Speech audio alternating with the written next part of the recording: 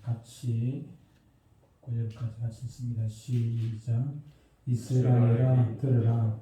우리 하나님 여호와는 오직 유일한 여호와이시니 너는 마음을 다하고 뜻을 다하고 힘을 다하여 네 하나님 여호와를 사랑하라. 오늘 내가 네게 명하는 이 말씀을 너는 마음에 새기고 네 자녀에게 부지런히 가르치며 집에 앉았을 때든지 길을 갈 때든지 누워있을 때든지 일어날 때든지 이 말씀을 강론할 것이며 너는 또 그것을 네 손목에 내어 기호를 삼으며 네 입안에 붙여 표로 삼고 또 네 집 문설주와 바깥문에 기록할지니라. 아멘. 오늘 어린이 주를 맞이하여 말씀의 제목을 좀 강하게 한번 적어봤습니다. 복음으로 똑바로 합시다. 복음으로 똑바로 하는 사람이 많이 있으면 그렇게 제목을 한번 붙이겠는데 저로부터 시작해서 참 요즘 세상에 복음으로 제대로 하는 사람이 얼마나 있겠나. 이래서는 희망이 없다. 돈을 못 벌어도 괜찮고 뭘 못해도 이것도 저것도 못해도 괜찮은데 복음으로만 제대로 하면 지금은 힘들어도 다음 세대에는 희망이 있잖아. 우리가 부모된 우리들이 복음으로서 제대로 하면은 다음 세대에는 소망이 있습니다. 지금 아무리 어렵고 힘들고 지하기 가능한 세상이라 할지라도 부모들이 복음으로 제대로 하면은 그 다음 세대는 반드시 소망이 있기 마련입니다. 그런데 지금 아무리 잘 돌아간다 할지라도 잘 돌아가고 잘 되고 그렇다 할지라도 우리 부모가 복음으로 제대로 못하면은 다음 세대에는 소망이 없습니다. 그래서 제목을 좀 강하게 한번 붙여봤습니다. 요즘 부모들이 그런 얘기를 합니다. 요즘 부모들에게 지식은 많이 있다. 지식은 있는데 지혜가 부족하다. 지혜는 없다. 부족한 정도가 아니고 똑바로 아니다. 지식은 있는데 지혜가 부족하다. 그렇게 이야기를 합니다. 또 뿐만 아니라 돈은 많은데 돈은 넘치죠. 가나다 어쩌다 힘들어 사지만은 옛날을 비교하면은 요즘처럼 풍족한 데가 어디 있습니까? 뿐만 아니라 우리는 늘 그렇게 우리 주위에 그렇게 보고 사니까 그렇지만은 다른 나라 가보면 우리나라처럼 잘 사는 나라가 없어요. 일본 우리나라보다 더 부자하지만은 우리보다 훨씬 못 삽니다. 실제 개인적인 삶은 우리만큼 이렇게 풍족하게 사는 나라가 세계에서 드물어요. 네. 그런데 돈은 넘치고 이렇게 경제력은 풍부한데 그럼에도 불구하고 인격이 없다는 것입니다. 문제는 한국 사람처럼 많이 배운 나라가 어디 있습니까? 한국처럼 대학교 많은 나라가 세상 전체에 어디 있습니까? 많이 배웠지요. 돈도 많고 많이 배웠는데 그럼에도 불구하고 덕이 없다는 것입니다. 덕이 없어요. 무질서하고 권세는 있는데 돈은 있는데 인격이 없다고, 권세는 있는데 덕이 없다. 또 힘은 있는데 파워는 있는데 신앙이 없다. 신앙의 힘이 아니라 개인의 힘, 하나님 주시는 그런 힘이 아니라 개인의 힘 가지고 돈 그런 거 가지고 살아가는 것이죠. 자녀를 지식으로 키우려 하고 돈으로 키우려고 하고 자녀들을 세상 권세로 다스리고 힘으로 누르고 지배하려고 합니다. 그러나 우리의 자녀들은요 그렇습니다. 우리는 그 자녀들에게 잠깐 아버지, 어머니, 부모 역할을 하지만은 우리들의 영원한 아버지는 하늘 아버지신데 우리의 영원한 아버지신 하나님 아버지는 결코 우리의 자녀들이 그렇게 교육되는 것을 원치 않으신다. 그 증거가 무엇입니까? 오늘 본문에 있는 말씀이고 성경에서 자녀들에게 대한 말씀들이 결코 우리가 지금 자녀들을 가르치고 있는 그런 식의 자녀 교육을 우리 하나님께서는 원하지 않는다 하는 것을 우리는 알게 됩니다. 오늘 주신 신명의 말씀은 이스라엘 백성들이 가나안 땅에 들어가기 직전에 하나님께서 그들에게 가나안 땅에 들어가면은 할 일이 많잖아요. 가나안 땅에 들어가면 이것도 하고 저것도 하고 할 일이 많겠지만은 그러나 가장 우선적으로 해야 할 일이 바로 자녀 교육이다, 이시 교육이다 하는 것을 말씀을 하고 있는 것입니다. 가나안 들어가기 전에 지금 모세가 하나님부터 받아가지고 이제 곧 가나안에 들어갈 거 아닙니까? 신명기 말씀은 모세의 설교가 쭉 나와 있는데 가나안에 들어가기 전에 마지막 하나님께서 모세를 통해가지고 부탁하는 그런 메시지입니다. 메시지인데 그 메시지에서 하나님은 이스라엘 백성들 중 1세대 어른들에게 앞으로 가나안에 들어가가지고 집중해야 될 것이 그 중에 가장 우선적인 것이 바로 자녀 교육이다. 이 시대를 잘 세우는 일이라고 지금 지적을 해주고 있는 것입니다. 그런데 그들이 하나님의 이렇게 신신당부인데 이렇게 부탁의 말씀을 하나님께 특별히 이렇게 이스라엘 백성들이 그렇게 말씀을 전해주셨음에도 불구하고 그들은 가나안에 들어가가지고 이시의 교육에 실패를 합니다. 요새 보면은요. 뭐라고 말씀합니까? 그들은 전혀 사사기 들어보면 그들은 전혀 여호수아에서도 마찬가지입니다만 그들은 전혀 이세 교육이 제대로 되어지질 않았어요. 그래서 사사기 들어보면은 하나님 뜻대로 사는 것이 아니라 자기 속에는 좋은 대로 살았더라 그렇게 말씀을 하고 있어요. 자기 속에. 사사기 들어가보면요. 1장에 들어가보면 뭐라고 얘기합니까? 그들이 1세대가 죽고 나니까 2세대는 하나님을 모르고 살았더라는 얘기예요. 하나님을 전혀. 1세대는 하나님을 경험한 시대이지 않습니까? 지금 광야에서 하나님을 경험한 시대이기 때문에 자기들이 체험했기 때문에 그들은 그나마 신앙이 있었는데 그들이 죽고 나니까 2세대는 전혀 체험이 없는 사람이죠. 하나님의 말씀이 있으면 괜찮은데 하나님의 말씀도 없어요. 그러니까 그들은 자기 속에는 좋은 대로 살 수밖에 없는 것이죠. 그래서 그들은 어떠한 대가를 치릅니까? 이세 교육에 실패한 그들이 엄청난 대가를 치르게 되죠. 나라를 잃어버리고 세계를 떠돌아가고 나중에는 그냥 히틀러에 해가지고 그냥 모든 민족이 그냥 말살당하는 그런 직기에 말살 직전까지 가게 되죠. 그런 혹독한 대가를 치르게 되는 것을 보게 됩니다. 그런데 그들이 지금 어떻습니까? 그들은 그런 혹독한 대가를 치고 난 다음에 우리가 자녀 교육에 실패했구나. 그래서 지금 세계에서 가장 자녀 교육에 충실한 모델이 되고 있는 나라가 바로 이스라엘 아니겠습니까? 10편 127편 3절에 보면은 하나님께서 자녀는 여호와의 주신 기업이요 그렇게 말씀하고 있습니다. 자녀는 하나님께서 주신 기업이라고 말씀을 하고 있습니다. 기업이 무슨 뜻입니까? 기업은 두 가지 뜻이 있습니다. 한 가지는 숙제라는 의미가 있습니다. 숙제. 여호와의 주신 숙제입니다. 하나님께서 우리에게 주신 숙제라는 의미가 있습니다. 숙제가 무엇입니까? 숙제는 풀어나가야 되잖아요. 숙제. 하나님께서 우리 옛날에 방학 때 방학 숙제 내주면 이거 숙제 안 하면 옛날에 손바닥 맞았잖아요. 손바닥 맞아가지고 방학 끝나갈 때 되면 숙제 안 하고 막 애를 쓰고 방학 중간까지 다 끝날 때까지 막 실컷 놀다가 마지막 한 일주일 남아놓고 막 숙제 안 하고 막 애를 쓰고 그랬던 기억이 납니다만 우리는 자녀교육을 그렇게 해서는 안 된다는 것이죠. 마지막 몰아가지고 자녀교육 그때는 실패죠. 그건 실패입니다. 숙제는요 매일매일 차근차근 일기 쓰듯이 매일매일 해야 돼요. 매일매일 숙제 하나님께서 우리에게 주신 숙제입니다. 숙제는 내 것이 아닙니다. 누구에게? 숙제는 내 신분에게 드려야 돼요. 숙제는 내 신분들에게 검사를 받아야 돼요. 검사를 받아야 된다는 말이에요. 자녀들을 잘 키웠는지 못 키웠는지 숙제니까 나중에 하나님 앞에 검사를 받게 되는 것이죠. 몇 점인지 검사를 받게 된다는 것이죠. 기억을 하셔야 되는 것이죠. 그리고 또 한 가지는 기업이라는 의미는 또 한 가지는 그것은 우리에게 주신 선물이라는 의미가 있습니다. 선물. 하나님께서 자녀들을 우리에게 선물로 주셨기 때문에 이 자녀들이 때로는 아프고 때로는 또 힘들기도 하지만 또 때로는 이런저런 일로 통해서 우리가 기쁨을 얻기도 해요. 기쁨을 얻기도 하지 않습니까? 우리가 하나님께서 우리에게 주신 선물이기 때문에 이 자녀 때문에 우리가 스트레스 받지 말고 그 자녀 때문에 기뻐하고 즐거워해야 되는 거예요. 하나님께서 선물 주셨는데 이 때문에 이 원수 덩어리 이러면 어떻게 되겠습니까? 선물 주시는 하나님 얼마나 기분 나쁘겠어요. 그렇죠? 하나님께서 우리가 선물로 주셨는데 이거 원수 덩어리 이거 막 그러면은 가슴 치고 이러면은 하나님 마음을 상하게 한단 말이에요. 선물 주신 하나님. 하나님 지금 속썩이지만 그래도 이것 때문에 내가 살아갈 용기가 납니다. 이 아들 때문에 이 딸 때문에 내가 살아갈 용기가 납니다. 그러면 하나님께서 얼마나 기쁘겠습니까? 우리에게 선물 주신 하나님. 특별히 유대인들은 자녀를 하나님이 주신 선물로 여기고 그들은 양육을 할 때 자기 마음대로 키우는 것이 하나님께서 선물을 주셨기 때문에 자기 마음대로 키우는 것이 아니라 선물 주신 그 하나님의 의도대로 자녀들을 키우려고 애를 쓰는 그런 민족이죠.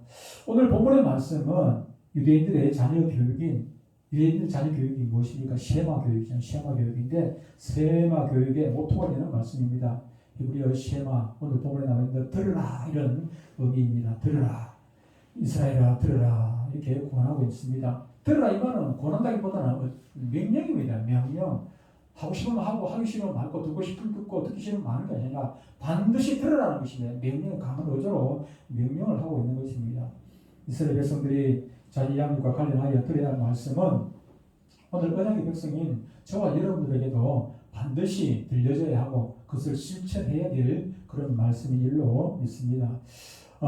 먼저 무엇을 들어야 합니까? 첫 번째로 들어야 할 말씀은 우리가 부모가 먼저 하나님을 유일신으로 섬겨야 한다는 말씀을 드려야 합니다. 4절 5절에 부모들은 먼저 하나님을 사랑하고 섬겨야 한다고 말씀을 하고 있습니다. 하나님을 사랑하면서 섬기는 부모가 되어야 하는 것입니다. 자녀들에게 먼저 이렇게 가르쳐라 저렇게 가르쳐라 이렇게 말씀을 하지 아니하고 자녀 교육을 지금 말씀하면서 먼저 부모가 하나님을 잘 섬기고 사랑하라고 말씀을 하고 있는 것입니다. 즉 부모는 부모가 되기 이전에 우리의 하나님을 아버지로 고백하고 섬기고 사랑하는 그런 본을 자녀들 앞에서 보여야 한다고 말씀을 하는 것입니다. 왜 이렇게 자녀에 대한 부모의 역할을 강조하는 말을 하면서 먼저 부모들에게 하나님과의 관계를 먼저 말씀을 하고 있는 것입니까? 자녀에 대한 부모의 최대의 교육은 본을 보이는 데 있다는 것입니다. 나는 주의를 안 지키면서 자녀들 보고 주의를 지키라. 나는 공부 안 하면서 나는 텔레비 보고 앉아가지고 놀고 있으면서 자녀들 보고 공부해라, 성경 읽어라, 책 읽어라, 뭐 그건 되겠습니까? 속으로는 뭐 시키니까 어쩔 수 없이 할 때 하더라도 하는 척은 하는 것이지 실제로는 안 하는 것이죠. 그런 얘기 있죠. 목사가 뭐 이런저런 막 얘기를 하니까 사모가 뒤에 앉아가지고 지나 잘하지.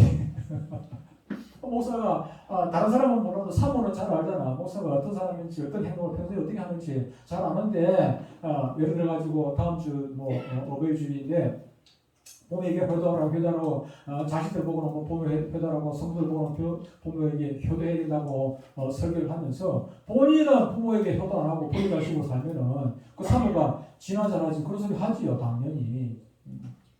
성도들도 그걸 아는 성도들은 지나 잘하시오 뭐 그렇게 하겠죠, 그죠? 그래서 먼저 자녀는 알지요. 부모가 어떤 모습으로 살아가는지 안다는 말이에요. 그렇기 때문에 먼저 자식들한테 이렇게 살아라 저렇게 믿으시라 저렇게 하라 말하기 이전에 부모가 먼저 본을 보여야 한다는 것입니다.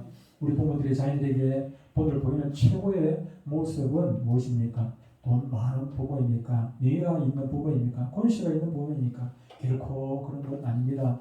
바로 하나님을 사랑하면서 잘 섬기는 부모입니다.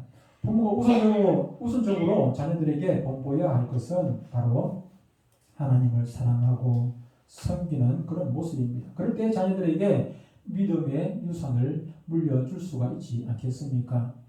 그래야 자녀들이 바른 하나님의 자녀들로 그렇게 자랄 수가 있는 것입니다. 자녀들에게 잘 믿으라 뱀박이 말하는 것보다는 부모들 자신이 먼저 진실한 마음으로 하나님을 섬기고 사랑하는 본이 우선적으로 실행되어져야 한다는 것을 아시기를 바랍니다.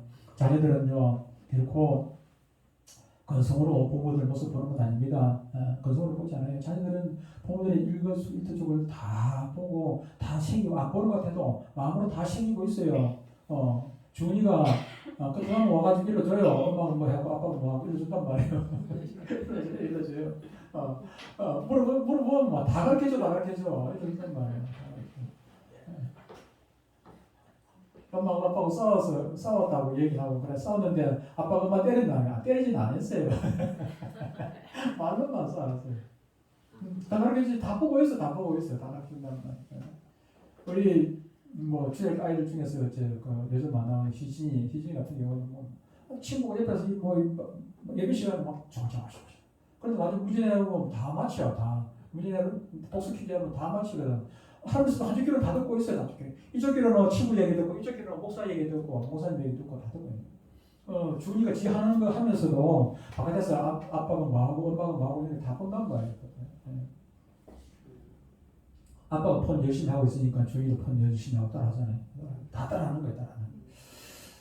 자녀들은 부모들의 일거수일투족을 보고 보는 것을 끝나지 않냐고 그것을 따라하게 돼 있어요. 따라하게 돼. 처음에는 한두 번 따라하고 뭐 불평하기도 해요. 뭐 왜 그렇게 하는지 왜 저렇게 하는지 아빠는 그렇게 해 이렇게 속으로 불평을 하면서도 자녀들은 그 나중에 그게 따라가더라 하는 것이죠. 따라가요. 처음에는 습관적으로 이렇게 나중에는 그것이 자기 신앙이 되어져 버려요. 예수 믿는 것이 아빠처럼 저렇게 그냥 대충 믿어도 되는구나. 아빠처럼 대충 믿어도, 엄마처럼 대충 저렇게 믿어도 되는구나. 그 전도를 하면은 전도를 당하는 사람은 전도대에서 교회를 가는 사람은 누구 신앙을 따라갑니까? 자기를 전도한 사람 신앙을 따라간다 그래요. 전도하는 자기를 데리고 교회 간 사람은 그 사람이 한 달에 한 번씩만 교회 가면은 한 달에 한 번씩만 교회 가도 되는구나. 그렇게 시작하는 거죠. 그렇게 따라가는 거죠. 그렇습니다. 우리가 신앙적으로 믿음으로 하나님을 사랑하는 모습을 그렇게 진실되게 살면은 은연중에 아이들도 안 그런 척하면서 물론 또 청소년이 되고 사춘기 돼가지고 길게로 나아갈 수도 있어요. 나아갔다가도 결국은 그 부모님의 모습 때문에 우리 찬양에도 있습니다만은 부모님 모습 때문에 나중에 돌아온단 말이에요. 돌아오게 돼 있단 말이에요. 진달래 아들이 어떻게 돌아옵니까? 아버지가 진실되지 않으면은 진달래 아들의 탐사가 돌아오겠습니까? 아버지가 진실되기 때문에 그 아버지를 믿고 아버지의 모습 때문에 아버지가 그리워서 돌아오는 건 아니겠습니까? 그 부모가 어떤 신앙과 삶을 살아가는가에 따라서 자녀들에게 많은 영향을 미치는 것입니다. 성경에 이삭이라는 사람을 잘 아시죠? 이삭이 자기 아내를 자기 여동생이라고 속이고 자기 일시를 위해 자기 손에 안 올리려고 속이죠. 왜 그런 일을 합니까? 자기 아버지한테 배웠거든. 아브라함이 자기 아내를 두 번씩이나 자기 아내라 하지 않냐고 속이고 자기 여동생이라고 두 번이나 속였거든. 그 아들 이삭도 그대로 똑같이 따라서 한단 말이야. 따라서 이삭의 아들 야곱도 아버지처럼 거짓말 잘해. 따라서 합니다. 아버지가 거짓말 잘하면 엄마가 거짓말 잘하면 자식도 그렇다. 은연중에 처음에는 속지만 한 번 두 번 뭐 자식이 속겠습니까? 아버지 거짓말 잘하는 거 시골 지나면 다 알게 되는 거예요. 근데 그 자식도 아버지가 도둑질하는 거 보고 자식도 도둑질하게 되고 아버지가 거짓말하는 거 자식도 따라서 하게 되는 거예요. 자식은 부모의 거울이에요. 우리는 먼저 하나님 아버지를 무서워해야 합니다. 하나님 아버지 무서워해야죠. 뿐만 아니라 자식들을 더 무서워해요. 자식들이 우리 모습을 다 보고 있기 때문에 두려움만 가지고 자식들한테 본을 보이려고 애를 써야 하는 것입니다.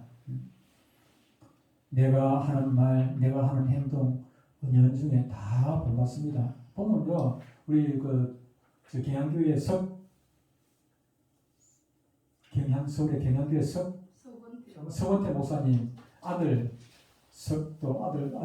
보면 닮았어요. 아버지 목소리 톤하고 다 똑같이 닮았어요. 외모만 머리 끝까지 외모만 닮은 게 아니고 말하는 톤까지 설교하는 톤 보면 똑같이 닮았어요. 아버지 닮았어요. 전혀 그냥 목소리만 들어보면 그 얼굴 안 보면은 아버지인지 아들인지 구분이 안 갈 정도로 닮았어요. 어릴 때부터 아버지 시향이나 그대로 보고 배우니까 설교하는 보고 배우니까 그렇게 자연적으로 그렇게 닮아가죠.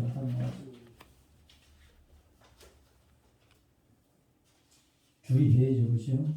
걔가 자기 자식 보고 똑바로 걸어라 해봐야 소용이 있습니까? 지가 옆으로 걷는데 자식도 옆으로 걷게 돼 있죠. 우리가 자녀들에게 본을 보여야 할 두 가지 중요한 요점이 있는데 먼저는 우리 부모들이 바른 신앙의 본을 보여야 합니다. 4절에 이스라엘아 들으라. 우리 하나님 여호와는 오직 유일한 여호와이시니라고 합니다. 즉 이 말씀은 이스라엘 백성들이 하나님을 섬기면서 다른 신을 유일신 섬기죠. 다른 신 섬기면 안 된다.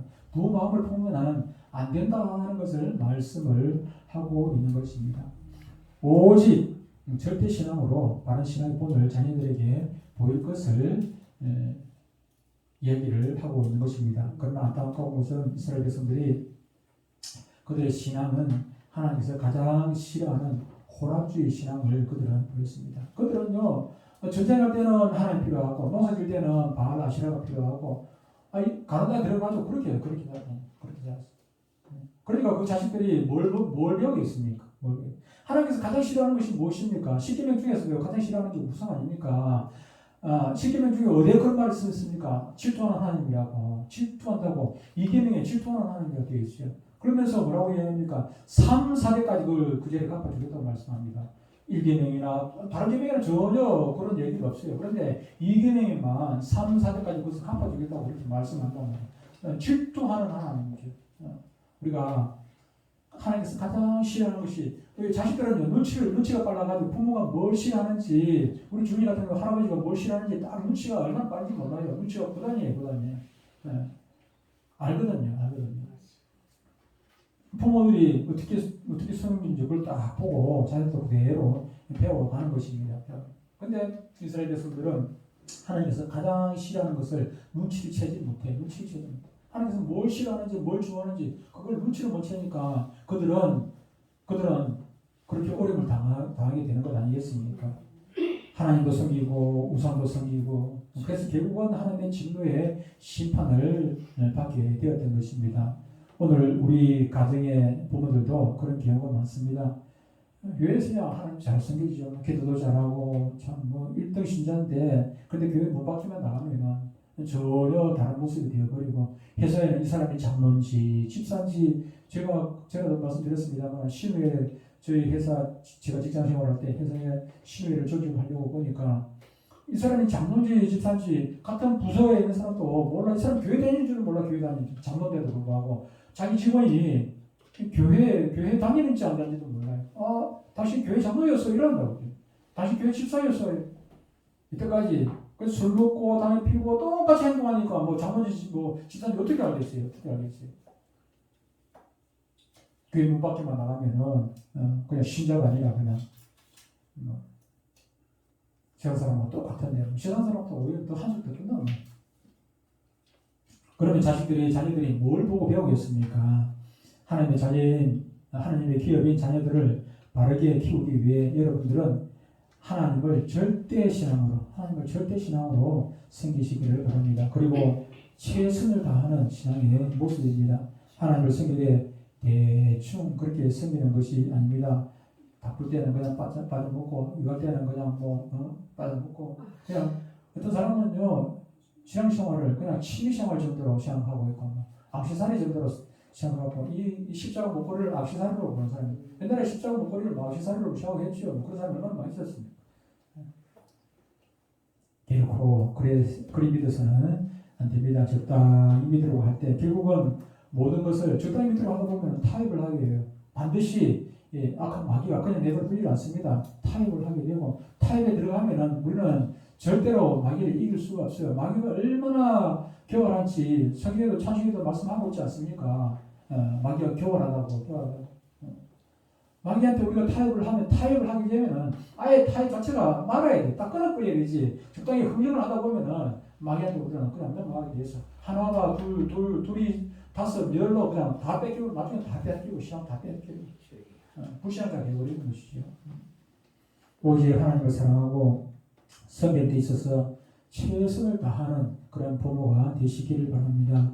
먼저 마음과 뜻과 힘을 다해서 온전히 하나님을 사랑하는 모습을 우리 자녀들에게 보여주시기를 부탁을 드립니다. 두 번째로 부모가 하나님의 말씀을 마음에 새겨야 한다 말씀을 하고 있습니다.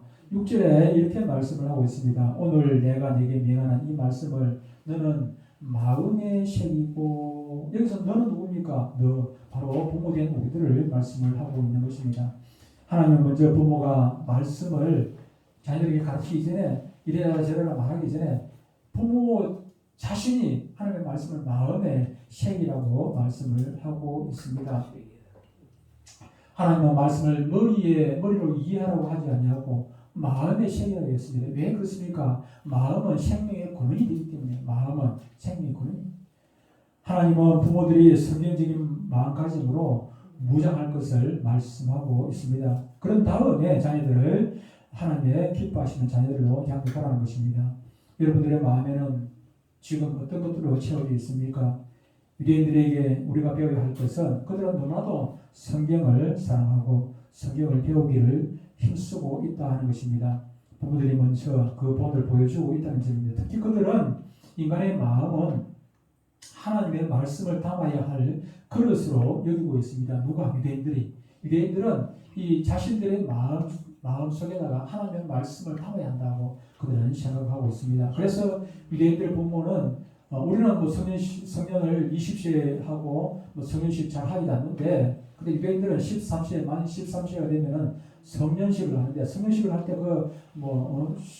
이런 식 중에 한 가지가 바로 성경책, 토라, 자기들에게는 하나님의 말씀 토라가 있습니다. 두루마리는 토라가 있는데 그것을 전달하는 그런 순서가 있다고 해요. 그 토라가 그냥 자기들이 지어낸 것 아니고 자기 조상들로부터 물려받은 것이에요. 자기 아버지가 또 물려받은 것을 자기 자식에게 다시 물려주는 순서가 있다는 거예요. 그 성년식 때. 예. 그것이 무엇입니까? 이걸 통해 가지고 이걸 중심으로 삼고 이 토라를 중심해 가지고 그렇게 신앙생활을 하라 하는 그런 얘기가 아니겠습니까? 말씀이 내가 돈을 물려주고 뭘 물려주는 그런 유산이 아니라 이 말씀이 자녀에게 흘러가는 유산으로 흘려주는 것을 지금 말씀을 하고 있는 것입니다. 이 말씀의 유산을 자식에게 전하기 위해서 먼저 부모는 그 말씀을 먼저 내가 사랑하지도 않고 내가 전혀 같이 이렇게 여기지도 않는 걸 자식에게 뭐를 물려주겠습니까? 유산이라는 것은 나에게 소중한 것을 자식에게 물려줘야 그것이 진정한 유산이 되는 것이죠. 내한테 쓸모도 없는 걸 갖다가 자식들에게 유산으로 물려줍니까? 그런 것은 아니죠. 그 뜻깊은 성년식에 가장 뜻깊은 일을 하는 것이 무엇인가 하니까 바로 자기가 가장 그토록 자기 마음속에 담아있던 하나님의 말씀, 그것을 자식들에게 이 토라를 통해 가지고 물려주는 그런 일이죠. 세 번째로 부모가 자녀를 바르게 가르치라는 그런 명령을 들어야 합니다. 7절에서 9절을 보면은 부모들이 자녀들에게 말씀을 가르치라고 그렇게 명령을 합니다. 그러니까 부모들은 자신만 말씀을 알아서는 안 되고 자녀들에게 필수적으로 성경을 가르쳐야 한다고 말씀을 하고 있는 것입니다.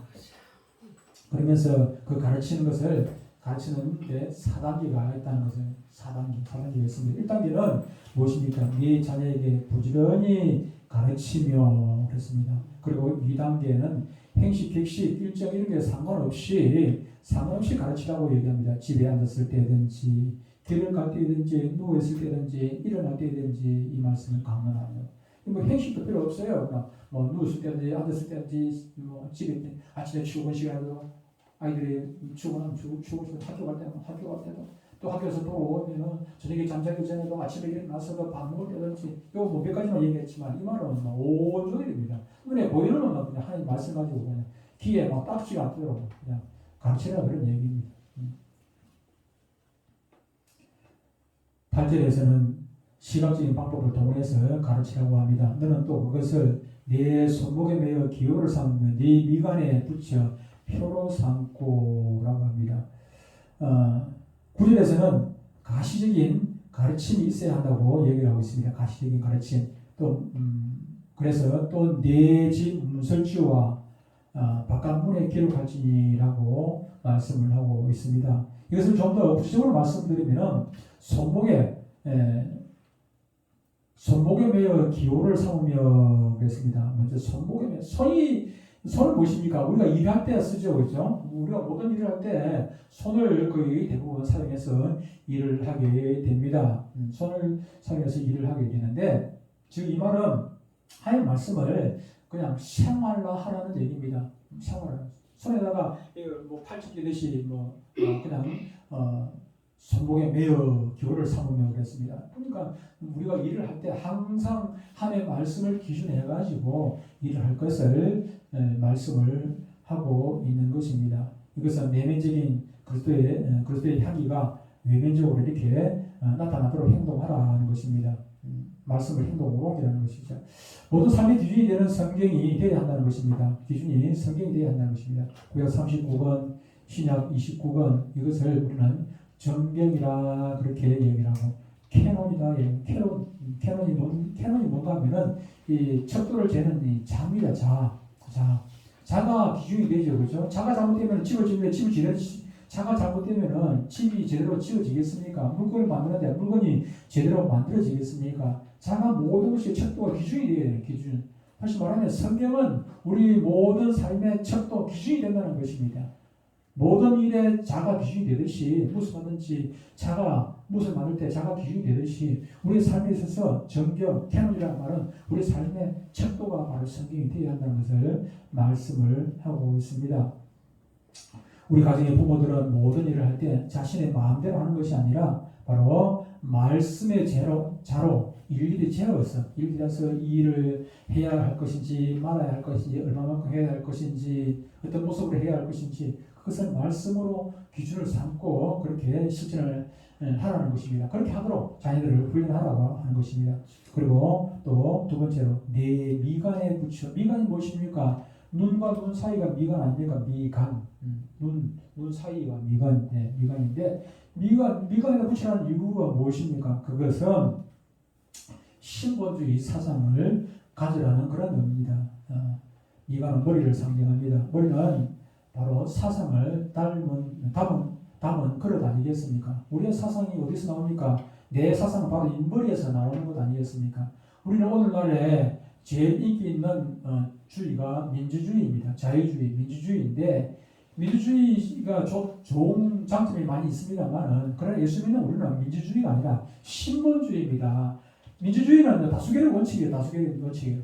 아무리 좋은 안이라도 싫다는 사람이 많으면은 그것은 그냥 폐기되죠. 지금 뭐 민주당의 검수완박 그거 뭐 아무리 뭐 싫다 해도 자기들이 국회 숫자가 많으니까 그냥 바로 통과됐잖아. 자기들도 볼 때 문제가 있어. 그래서 이리 고치고 저리 고치고 그래서 많은 사람들이 누더기라고 그래요. 누더기법이라고 그래요.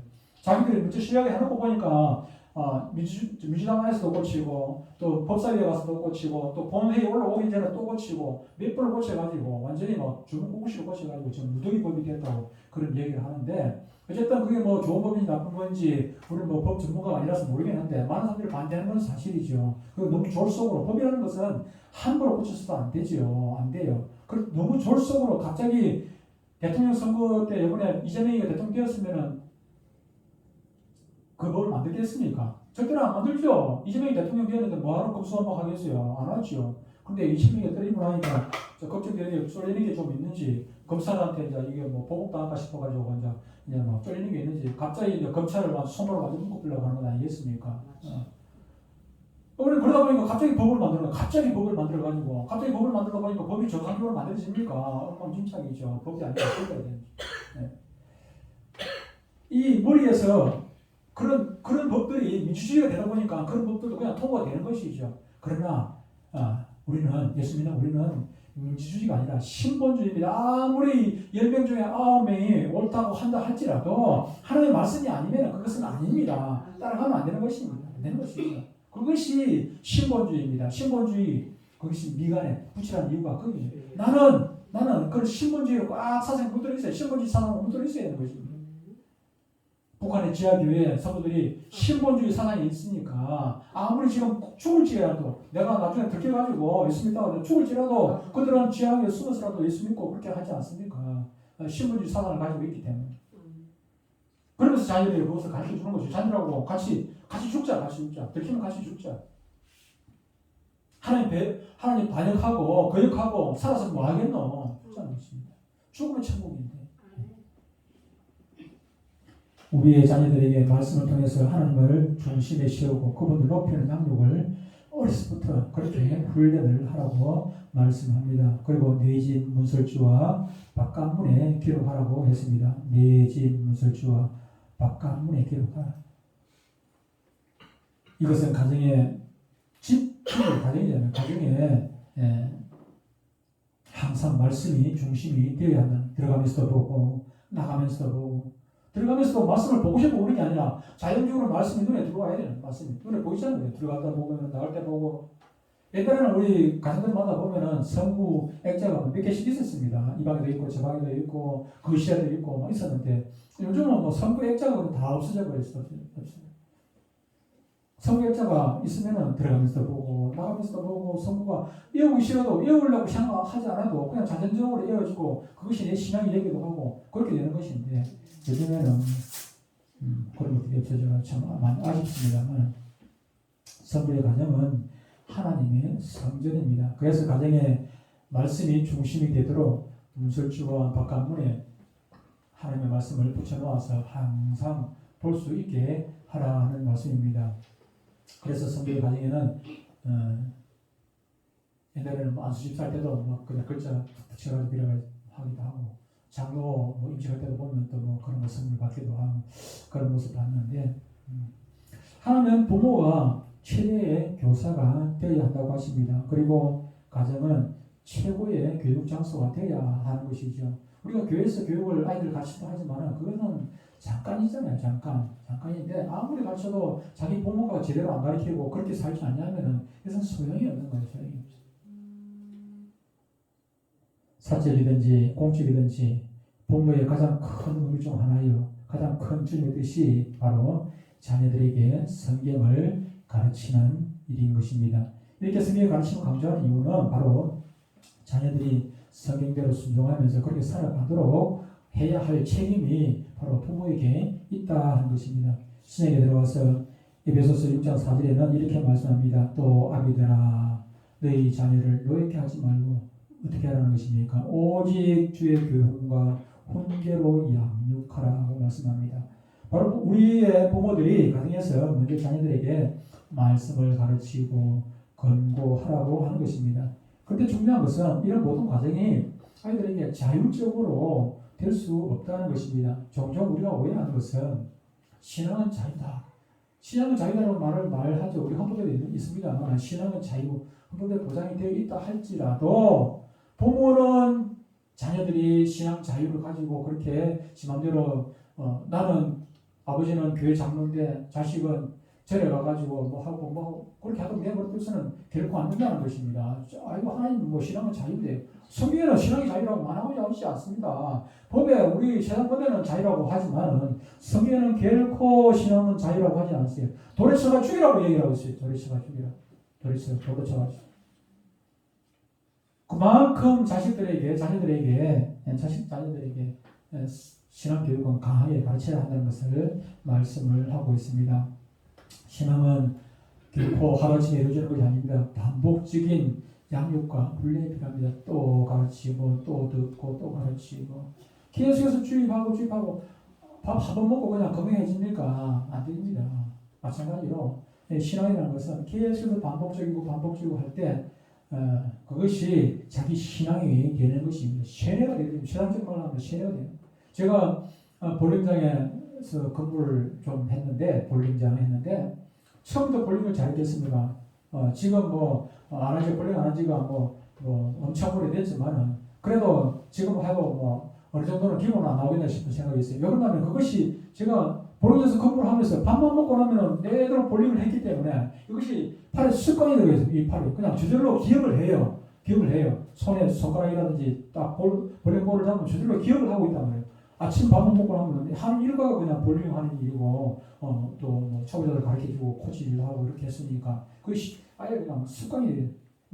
생리적으로 아예 우리가 운전할 때 아이고 브레이크 밟을까 말까 이런 계산하고 브레이크 밟습니까? 안 밟죠. 그렇지 않습니까? 우회전할 때 자기가 핸들 꺾고 할 때 이것이 생각하고 핸들 꺾으면 그때는 늦죠. 그죠? 생각 없이 그냥 어떤 때는 핸드폰 들고 이야기하면서 자연적으로 내가 무슨 일까지 왔어. 습관이 되어져야 습관이. 마찬가지로 신앙도 그렇게 되어져야 돼요. 그렇게 되기 위해 가지고는 매일매일 반복적인 그렇게 교육이 필요하다는 것입니다. 우리 자녀들이 결코 저절로 말씀을 암송하지 않습니다. 부모들이 암송하도록 도와주고 안내하고 또 점검을 해주어야 합니다. 아이들이 저절로 성경 묵상하지 않습니다. 부모들이 가르쳐주고 점검하여주고 또 인도해 주어야 합니다. 부모들이 함께 가정에서 예배를 드려 주어야 합니다. 물론 이렇게 하는데도 불구하고 아이들이 믿음과 행동이 즉각적으로 수정이 되지 아니하고 또 나중에 길로 나아갈 수도 있습니다. 하지만은 그 나머지 일은 여러분들의 책임이 아니에요. 내가 할 도리만 다 하고 나면 그 나머지 일은 하나님께 맡기고 기도하고 그렇게 넘어가는 것입니다. 그러다 보면은 그 떠났던 아이들이 결국은 또 나중에 부모들의 기도 때문에 어머니 기도 못이죠. 우리 찬성도 있습니다만 어머니 기도 때문에, 어머니 정성 때문에 어릴 때 그렇게 자기한테 자기 손을 붙잡고 내 손을 붙들고 기도해주는 그 어머니 생각하고 힘들고 어릴 때 다시 하나님께 돌아오게 된단 말이에요. 돌아오게 된단 말이에요. 나머지는 하나님께 맡기는 것입니다. 감리교회 창시자 웨슬레 가정의 일환입니다. 한 번은 웨슬레 어머니 그 수잔자인데 똑같은 일에 대한 잘못을 자녀들 그 잘못을 교정하기 위해 똑같은 말을 20번, 20번 똑같은 일을 또 얘기하고 잘못되니까 또 얘기하고 또 반복하고 그렇게 얘기를 한단 말이에요. 그렇게 하다가 결국은 고쳐졌어요. 자기들이 고쳐지니. 근데 그 아버지가 웨슬레 아버지가 자기 수잔자 보고 자기 아내 보고 당신은 어떻게 그렇게 똑같은 말을 반복해서 그렇게 20번이나 할 수 있어. 20번이나 할 수 있어. 그렇게 하니까 그 수양자가 하는 얘기가 여보 내가 19번만 하고 똑같은 얘기를 19번만 하고 말았으면 이 아이들은 어떻게 되겠습니까? 19번 아니라 20번 아니라 30번, 40번, 100번이라도 안 고치시면 끝까지 해야 해요. 끝까지. 고치실 때까지 포기합니까? 자녀 교육이 포기돼서 될 일입니까? 안 된다 할지라도 안 돼도 또 포기해서는 안 되죠. 끝까지 내 죽을 때가 내가 숨이 붙어 있는 한 부모 역할을 해야 되는 것입니다. 반복해서 가르치고. 그러기 위해서 우리 부모에게 필요한 자식은 무엇입니까? 게으름과 방종을 버리고 절제하고 자신을 쳐서 복종하는 그런 행동이 있어야 합니다. 이렇게 가정에서 철저하게 말씀으로 양육과 훈련을 받은 아이들은 어디를 가도 세상을 이기는 힘 있는 그리스도인들이 되게 되는 것입니다. 그리고 중요한 것은 자녀들을 위해서 여러분들 매일매일 기도해야 합니다. 아침마다 기도하고 저녁에 자기 전에도 기도하고 여러분들이 기도하는 그 모습을 자녀들이 눈 뜨고 아침에 일어나가지고 눈 뜨고 엄마가 기도하고 있네. 그 모습 보면 얼마나 마음 편안하겠어요. 아침 눈 떴는데 엄마가 그냥 코를 덜덜 걸고 자고 있으면 그냥 다른 일 하고 있으면 일주일 내도록 기도하는 모습 한 번도 안 보고 그러면 그 아이들이 신앙적으로 자라겠습니까? 아이들이 먼저 부모들 기도하는 모습 봐야 돼. 저녁에 자기 전에도 손 모으고 기도하는 모습 보고 아이들 잠들면 저녁에 잠자리가 편안해져. 꿈자리 뒤숭숭한 게 아니고 잠자리가 다 편안해. 낮에는 이런 일이 있고 저런 일로 스트레스 받은 아이들 스트레스 많이 받죠. 나가면 스트레스 받습니다. 공부에 대한 부담감도 있고 친구들한테 뭐가 나갈까 싶어가지고 그런 부담도 있고 수많은 부담들이 있는데 그런 부담들을 가지고 저에게 잠자리 때 얼마나 잠이 편안하게 오겠습니까? 잠자리가 편안하지 않아요. 그런데 잠자리 들기 전에 엄마의 기도하는 모습, 아빠의 기도하는 그 모습 보고 저에게 잠자리 들면 마음이 얼마나 편안해지겠어요. 여러분들의 자녀들을 하나님의 자녀로 잘 양육하여 여러분의 가정의 자녀들이 요셉처럼 다니엘처럼 그리고 에스더처럼 그렇게 하나님 기뻐하시는 하나님께 영광 드리는 그런 자녀들로 그렇게 잘 양육해서 하나님께 돌려드릴 수 있게 되기를 주의 이름으로 축복합니다. 기도하겠습니다.